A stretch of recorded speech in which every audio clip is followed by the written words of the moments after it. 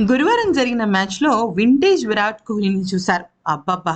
అసలు ఒక రకంగా బౌండరీల మీద బౌండరీల బాధతో ఒక్కసారిగా పంజాబ్ జట్టు బౌలర్‌లను వణికించేశాడు. ఇక కోహ్లీకి తోడు రజత్ పటిదార్‌తో పాటుగా కామరూన్ గ్రీన్ కూడా మడతపెట్టి కొట్టారు. ఇక గెలవాల్సిన మ్యాచ్‌లో ఏకంగా 60 పరుగుల తేడాతో ఘన విజయం సాధించి ప్లే ఆఫ్ రేస్‌లోకి దూసుకొచ్చేశారు. నిజానికి బెంగుళూరు జట్టుకు గత కొన్ని సీజన్స్‌గా ఈ రకంగానే చిట్ట చివరి స్థానం నుంచి ఒక్కసారిగా దూకి ముందుకు రావటం చాలా అలవాటు.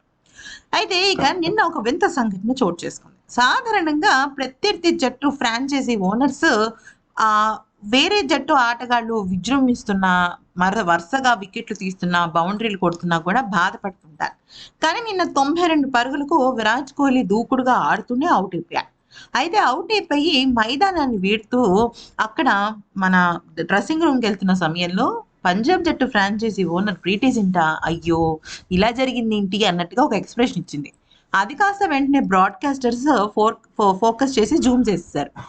సాధారణంగా విరాట్ కోహ్లీ ఔట్ అయితే చప్పట్లు కొట్టడమో, హమ్మయ్య అనుకోవటమో చేయాలి.